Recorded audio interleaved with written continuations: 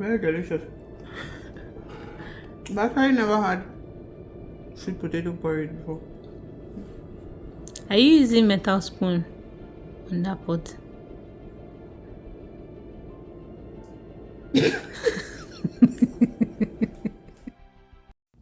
Hey guys, welcome to my channel. Today I'm doing a weekly food prep. So I know someone who cooks when she's stressed.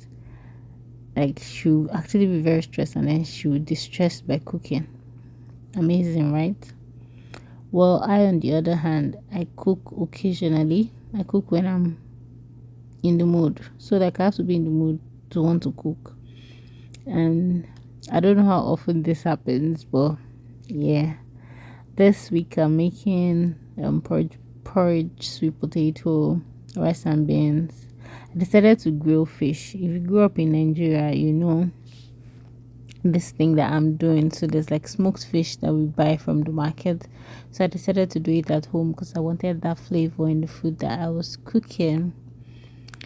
So I'm not going to explain the food. I'm just going to let you watch.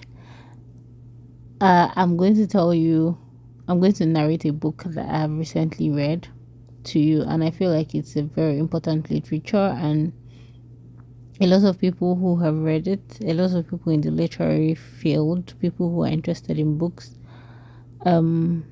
actually have spoken about it a lot.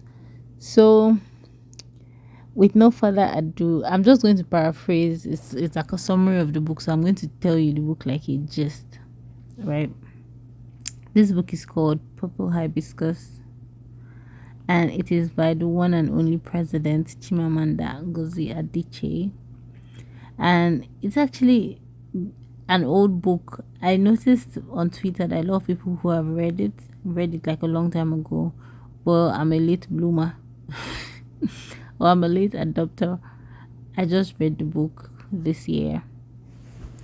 I was planning on talking about it on Instagram and TikTok, like giving a recap, but I decided, you know what, instead of just letting music play in the background, and letting you watch this video, I might as well just tell you the gist of the book. So this book centers around a particular wealthy family from the East who were predominantly Catholics, or the dad was a staunch Catholic, and he had two kids. He was very rich. He had a submissive wife. Like, it was set in, I'll say, the 1990s and early 2000s. That's the vibe that I get from it. I might be wrong because I haven't listened to Chimamanda talk about the book, but based off of what how I grew up, when I grew up, and what I read from the book, I can tell that it was set in that time. So this man was he had two kids. Kambili was the daughter, and it was from her point of view that the story was told. Her father was a very wealthy man. Like, he had factories. He was well respected in his community. He was a knight. He always sat at the front of the church. You know, if you grew up in an Orthodox church, you get an idea of what I mean. You know, those people who are like the president of the men's association in church, or president of the laity council, the people who the parish priest will really respect. And then on top of that, he had money, so the society as well respected him. He's one of those people who grew up under the tutelage of the foreign missionaries, and he sees them as his god. He sees that he thinks that everything that they do, or everything that they did, was the way things were supposed to be done. So that's like a background of this man. He went to school with the missionaries. He learned their ways. He learned how to speak impeccable English, and yeah, you get the vibe. And then he had this wife. She was, as you would imagine, a wife from that time, from that period. She basically lived to cater to her home, to her kids, and her husband. And she barely had a say in the house. She was very submissive. She was the ideal wife. They were happy outside. She wore her laces with puff hand blouses. You know, she had 2 kids, a boy and a girl, which was just perfect. The boy came first and then the girl. Even though it was not very usual to have only 2 kids as a wealthy Igbo man at the time, but there's a reason for that. Like, she couldn't get more kids, apparently.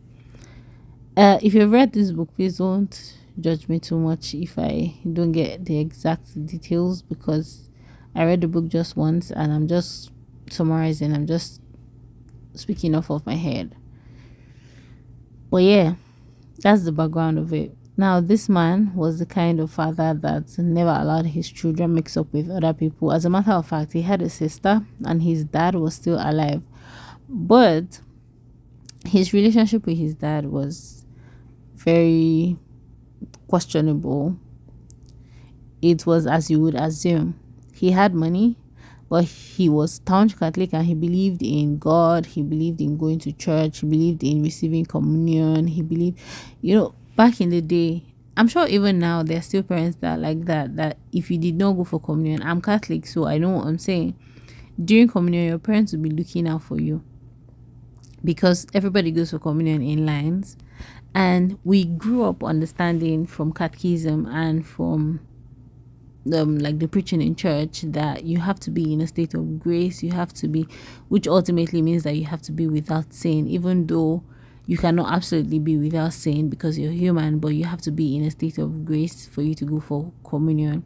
So if you do not go for communion and your parents are looking at you, like if your parents notice that you don't go for communion on Sunday, you have to be very ready to explain yourself and say what you have done that made you not to go for communion. And then we have a sacrament called confession, where you're supposed to go speak to a priest about your wrongdoings during the week. And the whole idea of a confession is supposed to deter you from doing these evil things. That is what the church teaches, right? Excuse me. So usually confessions are held on Saturday when you come for morning mass and church cleaning exercise. So from Saturday till Sunday, you're supposed to be in a state of grace. You're supposed to make sure that after confession, you don't go and do anything, like you don't lie, you don't steal, any of those things that children do. So on this particular Sunday, which is like the opening of the book, the first son, the man's son, did not go for communion, and then they were having lunch after church, after mass, and their father flung his missal. A missal is like a Bible, so it contains readings of the church calendar year. He flung it. He was aiming at the boy, and I think the boy dodged, and then it landed on. And it's funny because this word I've learned how to pronounce it, but I still do not know how to pronounce it, so I'm just going to call it a room divider. If you also grew up in the 90s, you know what a room divider is. A lot of living rooms had it then, when our living rooms used to be together with the sitting, when our living rooms were a combination of your sitting room and your dining table. So there's usually that room divider where you put books, or you put little carvings, or all of those things, like flowers, sometimes flower vases, sometimes. In this book, it is called an etager. I don't know if I'm pronouncing it right, but now it is spelled Etagere, right? Let me tell you people the funniest part of all of this.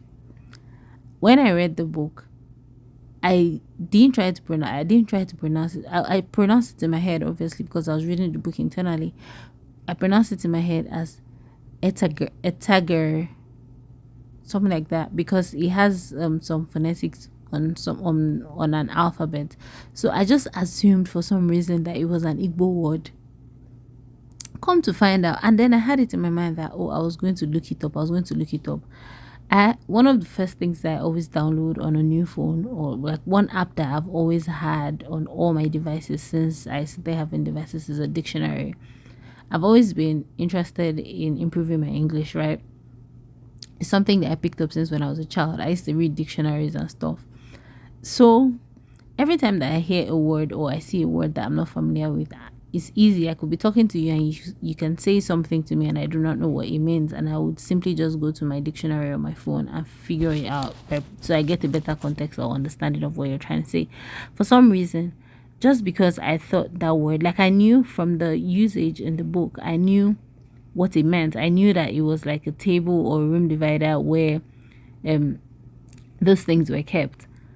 But for some reason, I never went to Google it. And again, because I didn't think it was an English word, I didn't use the dictionary on my phone. Come to see a tweet a couple of weeks after on Twitter where somebody said she had read that book about 14 years ago or thereabout. And she thought that same word was an Igbo word, and she's just finding out now that it actually isn't. It's an English word that was derived from French, and it's simply a room divide. Like the she didn't say what it meant. So then I remember that, oh yeah, I wanted to look this word up. I was surprised that it's actually an English word, right? So I went to my dictionary and I checked. Come to find out that I was even pronouncing it. Hey God, you guys, you need to go and find this word. Like then you learn the correct pronunciation and then you can laugh with me. And it's simply a room divider. And another word for it is whatnot. So like whatnot. A room divider is also called a whatnot. And a tagger, however it's pronounced, is also called a whatnot. That's what I came to find out.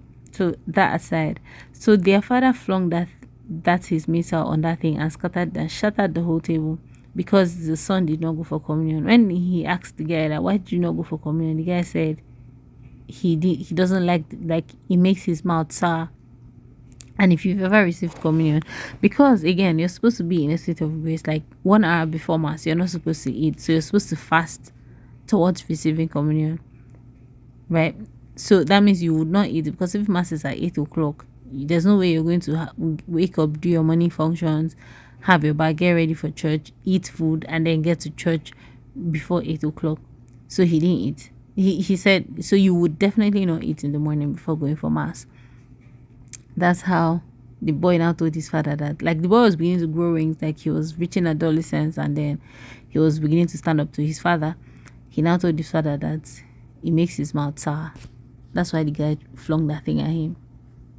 Now, moving on from that, Kambili had an aunt. Like I told you, their dad had a sister. The sister was obviously not as wealthy. She was a university lecturer, and as it has always been with Nigeria, they will owe them. They don't pay them enough. And then she had lost her husband. She had 2 kids as well. 2 or 3 kids. I can't remember. I think she had 2 or 3 kids as well. Kambili was very timid. Their dad, this man, had a very regimented schedule for them. So they don't go out to play. They don't mix up with other people. She's the kind of child that the father will insist that she must come first in class. And you know how it was when we're growing up, that your school will have, like, they'll always put positions, the position you took, like your position in class, on your report card. There was a time she didn't come first. Something had happened, and then she wasn't first position in the class. Her father lost it with her. Spoke about how does the girl who came first have 2 heads, and he didn't even take his time to check the average, like the class average, to see what was the problem. And this is somebody that has always been an all A student, and anyway he lost it on her. And that's the kind of home. They don't play. They have a timetable for the things that they're supposed to read. They have a timetable for when they're supposed to sleep. In fact, there was a time when Kambili was on her period and she was having menstrual pain. And thankfully in today's world there are more conversations revolving around the woman's reproductive health. So I guess more parents will understand it better, because as women we've always been taught or expected to mask our pain, mask our feminine pain, because a lot of girls, people even end up in the hospitals when they're on their periods. There's so many complications that could happen to a woman, but everything is swept under the rug. This Sunday, Camberly was having menstrual pain, and her mom was like, "Oh, you need to eat something at least to hold you together." And she was trying to have um cornflakes cereal that morning. She was going to have it very fast before her dad came down. Her mom told her to do that before her dad came down. As she was eating, unfortunately for them, her father came down and saw them. Would you believe that father beat all of them? Like, he brought out his belt, he injured them. The mom had injuries. This was on a Sunday morning. I need you to get that fact. This was on a Sunday morning. And then there was blood. Do you know what they did? They all went in, changed up, pretended as if nothing happened. They went to church that morning. They still sat in front of the front pews in church. He still went for communion. He still said that, like, he blamed it on them, that it was they were the ones who caused him to sin, and he doesn't mean this. He cried profusely. He was very repentant, and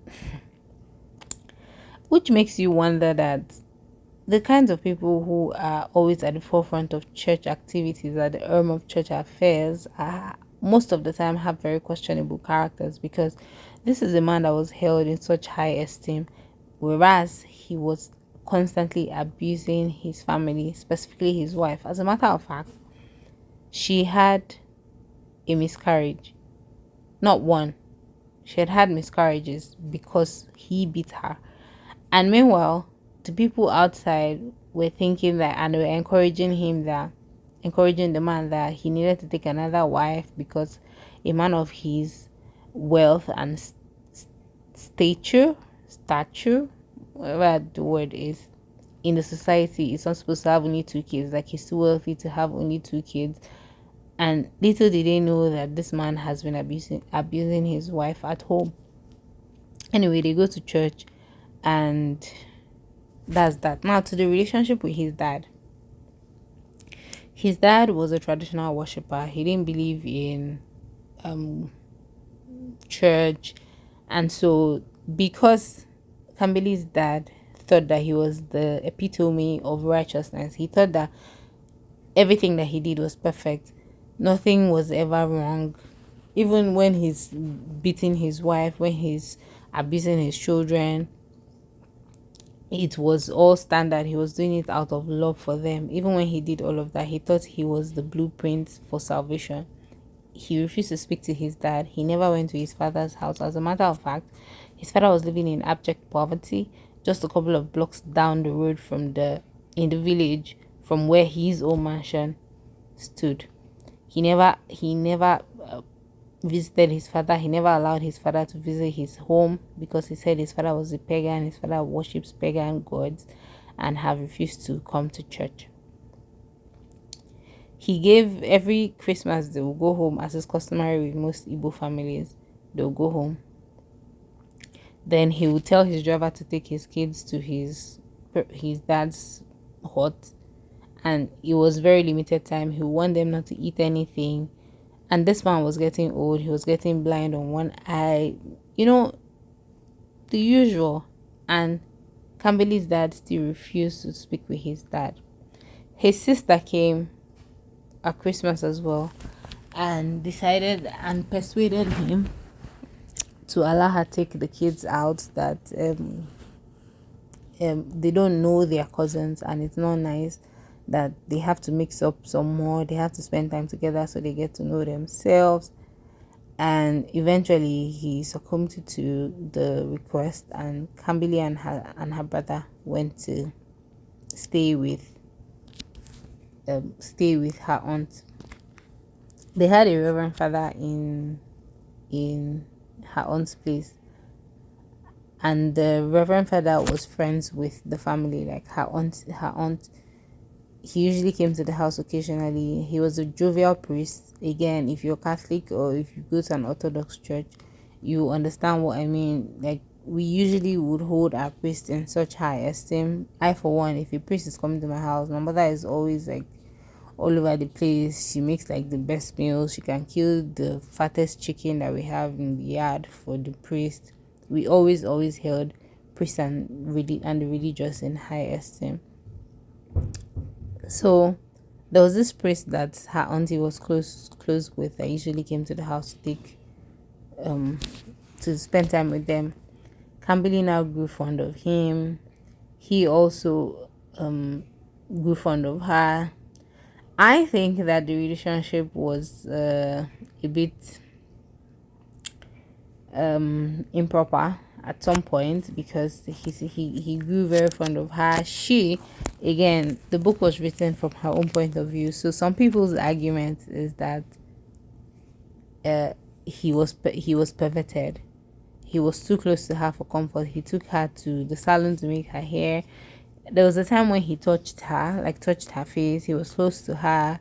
He had some kind of conversations. He came to the house more frequently. Even Camille's aunt had noticed it, and all of that. I think when I was reading the book, I thought it was a little improper, especially considering the fact that sometimes some priests are improper with the young children, the young boys and girls that go to spend time with them. I think that it was improper. But thankfully, at some point, the father, his name was Father Amadi. Father Amadi was transferred, although they kept in touch with letters, which again brings me to the fact that the book was actually set in the 90s or early 2000s.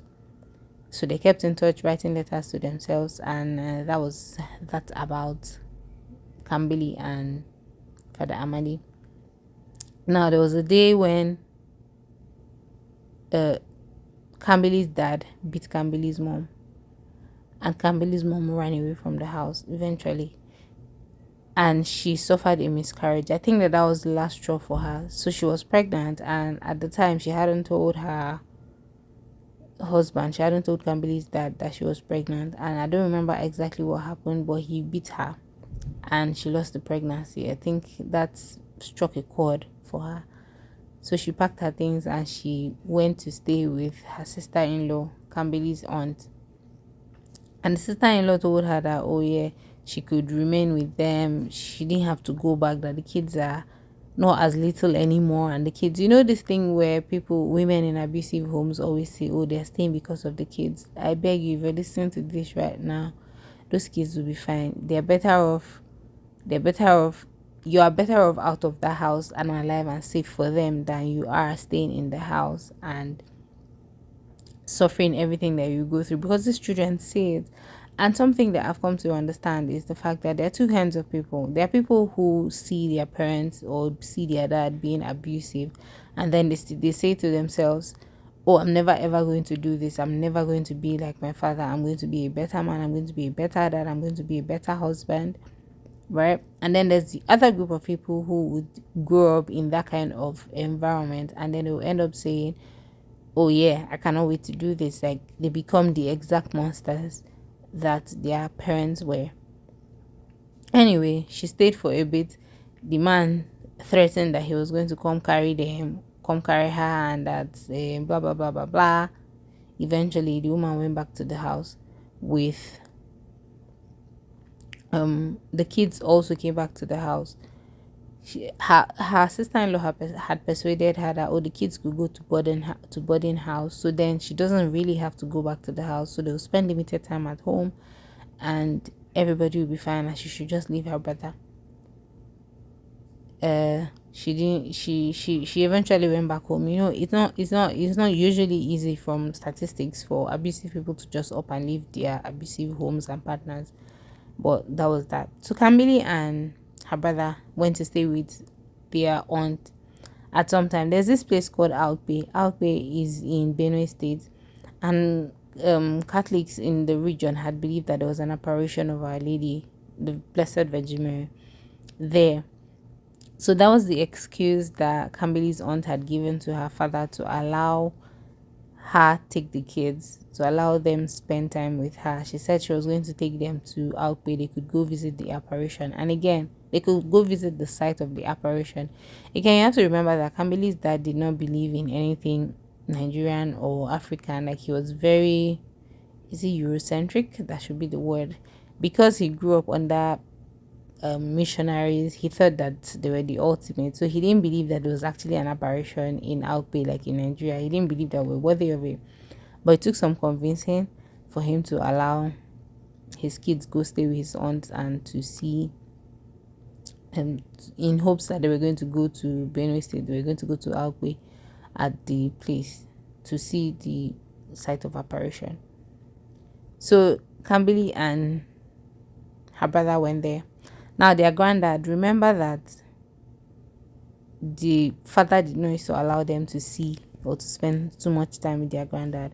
But there was one day where the grandpa fell sick and it was an emergency. Their auntie now had to go bring him to her house, which is also customary with most Nigerians and Africans. When your parents are old and are aging, they'll typically come stay with the kids to be properly taken care of. So Kambili's grandpa came to stay with their auntie in Enugu. And that was the first time that the kids were actually spending time and getting to know him. And Kambili's cousin wasn't very fond of her. She used to make fun of her. At some point, I found it annoying. Like, what's wrong with you? Get off your high horse. But eventually, she started opening up to Kambili, and they became friends. It turns out that she was an artist. For some reason, I can't remember her name. But let's just call her Ugo. Ugo was an artist, and she was actually pretty good by description. So they spent time together. She drew something. She started drawing their granddad. And when the grandpa fell sick, he was staying with them at the house. He was staying with their auntie.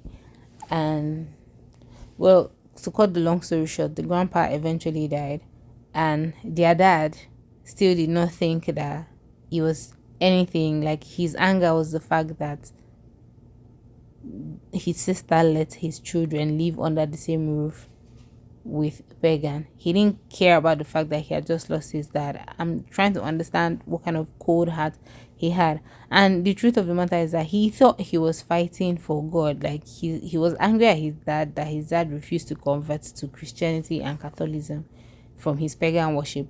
He thought that he was fighting for God. And again, this is a pointer. You don't need to fight the battles for God. God knows what he wants, what he's doing. He still knows the faith of everyone before they become what they are, or he knows our lives, right? But this man at that point did not even care that he had just lost his dad. He was just concerned about the fact that his children were living under the same roof with the man that he said was of the devil. Anyway, he sent money as is customary again with these kinds of people. He sent money for the funeral. They went on to bury the man, and then he dragged his kids back home. So when he brought them back home, obviously they were revolting. They didn't want to go. His sister kicked against it, but he didn't listen. He said what his word was final. And that was how he went to he took the kids back home. And that Sunday, if I'm not mistaken, that was the Sunday that how did that happen? That was he had abused them. So the children at this point, the children were growing. They were not teenagers, so they understood what was going on. They could see what their father had been doing in the house. And it's only normal that at some point the children are going to snap, they're going to break. You guys will not believe what happened eventually. Anyway, after that miscarriage where their mother had left the house, I told you that was where she snapped. She eventually poisoned this man. And then it was not something that happened at once. It was gradually. And then one day he slumped in his office in one of his factories, something like that. I don't remember. He died. And the autopsy now showed that he died of poison. And when they came back to the house, they had to, when they came to the house to question, as they would do, like the police and all of that. That's when Kambili's brother now owned up and said that he was the one who did it, that he was the one who poisoned his father, he's the one who killed his father. And his mother was like, no, that's not what happened. There was pandemonium. There was back and forth. Even he got arrested eventually. He was put in prison. They got a lawyer. They were going back and forth. I think he stayed in prison for like 3 years, if I'm not mistaken. And anyway, the point of the end of it is that his son went to prison for it. The man himself died. The wife obviously will be sad because her son had been in prison. They will go to visit the boy. The whole family was destroyed. That's the point of it. And this just what the where I'm trying to, like, the moral of it for me is the fact that sometimes we prioritize some kinds of things. Like this man prioritized being seen as the holy one.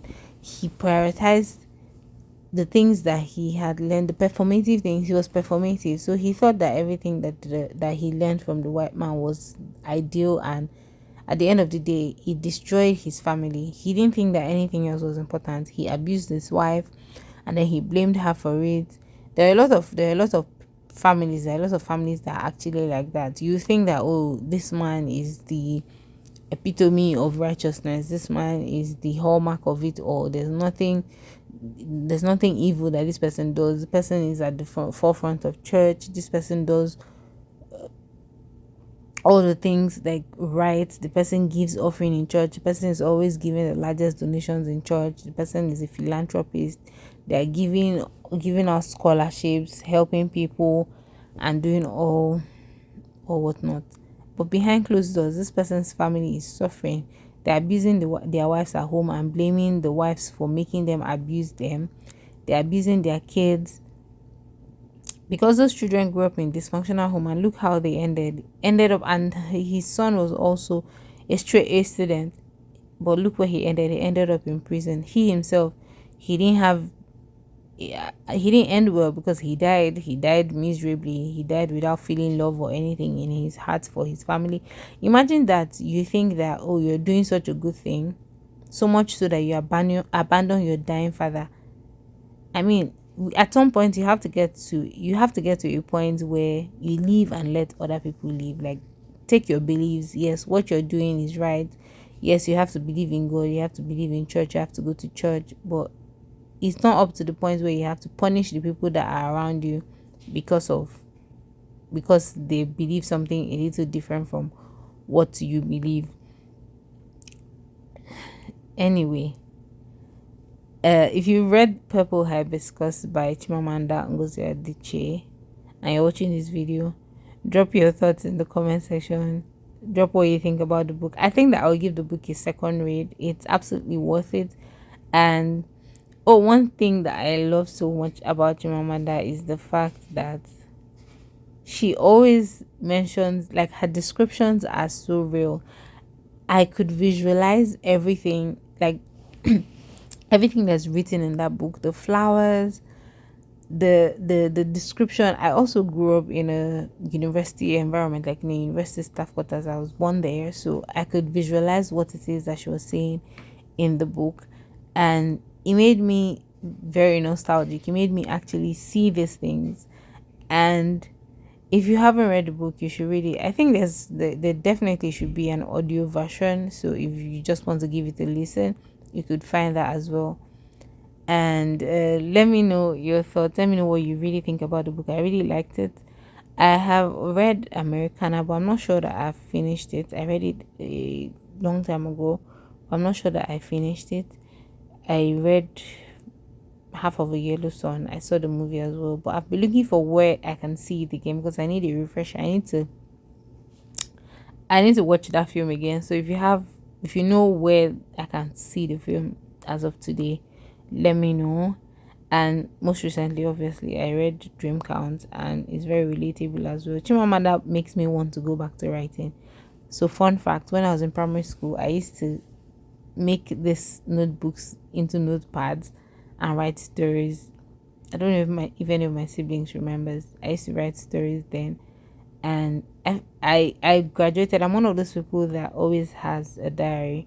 That's something that I learned from my dad. He always kept a diary. I'm one of those people who always has a diary. I express myself very well when I'm writing. Like, at every stage of my life, I think I say like a lot. I'm going to work on that. At every stage of my life, I've always had a companion, like a diary. It could be a diary, it could be a notepad, but I just write my thoughts in it. So Chimamanda makes me want to go back to writing. Like again, I said like she makes me want to go back to writing and publishing. And I have so many stories in my head. Anyway, thank you guys for watching. If you watched up to this point, um, I hope you enjoyed watching me cook. At this point, I was tired, guys. That's why I was just listening about making this pie. I was very, very tired. It had been a long day, but I just needed to get this done. So forgive me. And of course, I'm not making it commercially. I'm making it to eat at home. So it's not very aesthetic. But yeah, thank you. Please subscribe to my channel. Okay, watch my movies on my channel. Sometimes I do movies, sometimes I travel, sometimes I highlight touristy destinations. So please indulge me. Share my videos as well. And let me know your thoughts. Please, thank you. Please drop a comment so that I know that you're watching. Please, if I get like 50 comments in this video, I'm going to be very happy. And I'll do a small giveaway. I'll do a time giveaway. If I get like 50 comments, please share my video. Thank you, thank you, thank you, thank you.